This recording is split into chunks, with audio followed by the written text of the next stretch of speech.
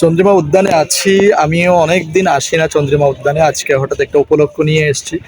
মানে যাচ্ছিলাম কাজের সুবাদে এদিকে ঢুকাত, এবং দেখলাম যে চন্দ্রিমা উদ্যানে আগে প্রায় আসতাম, বসতাম, সময় কাটাতাম। কিন্তু পরবর্তীতে এমন একটা সময় যাচ্ছিল, আর কোথাও এসে গিয়ে ঘোরার মতো টাইম পাচ্ছিলাম না।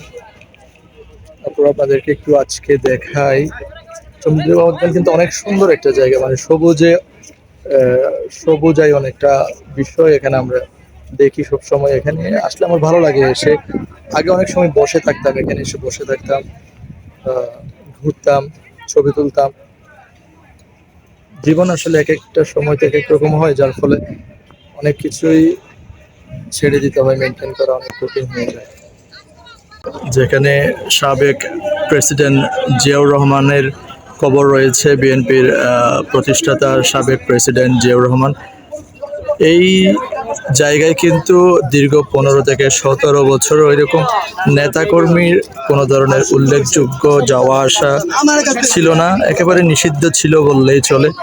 এখানে ওই পরিমাণ কোনো মানুষের কোনো ধরনের কর্মসূচি পালন করতেও কিন্তু আমরা দেখিনি।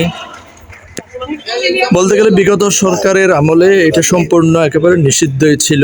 আমার পিছনে কিন্তু শহীদ প্রেসিডেন্ট জিয়াউর রহমানের মাজার বা কবর। এটি জিয়া উদ্যান তথা চন্দ্রিমা উদ্যান সংসদ ভবনের পিছনে অবস্থিত, যেটা আপনারা চন্দ্রিমা উদ্যান হিসেবে চিনেন বা জিয়া উদ্যান হিসেবে চিনেন। সেই প্রেসিডেন্ট জিয়াউর রহমানের কবরে, প্রেসিডেন্ট জিয়াউর রহমানের কবরে আপনারা জানেন যে বিগত 15 বছর পর্যন্ত কিন্তু এখানে মানুষ এসে দাঁড়াতে পারেনি। বিগত সরকার সেই সুযোগ দেয়নি বা সেই অবস্থার এখানে আমরা দেখিনি, সেই অবস্থা ছিল।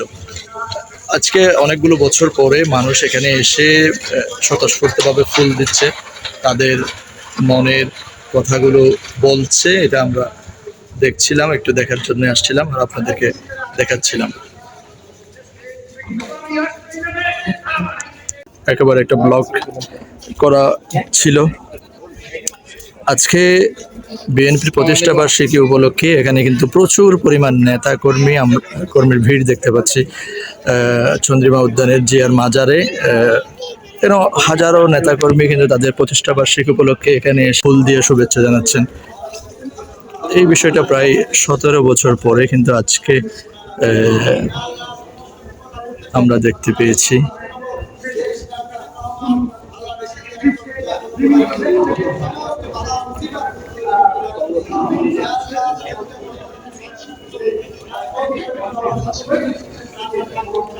দর্শক, এটা কিন্তু সেই সাবেক প্রেসিডেন্ট বিএনপির প্রতিষ্ঠাতা জিয়াউর রহমানের কবর কিংবা মাজার যেটাই বলি, সেটা কিন্তু চন্দ্রিমা উদ্যান জিয়া উদ্যানে অবস্থিত, সংসদ ভবনের একদম সাথেই লাগানো। এটাই হচ্ছে প্রেসিডেন্ট জিয়াউর রহমানের কবর। এখানে কিন্তু দীর্ঘ প্রায় 17 বছর পরে কিন্তু এখানে এসে মানুষজন এভাবেই তারা ফুল দিয়ে শুভেচ্ছা জানাচ্ছেন।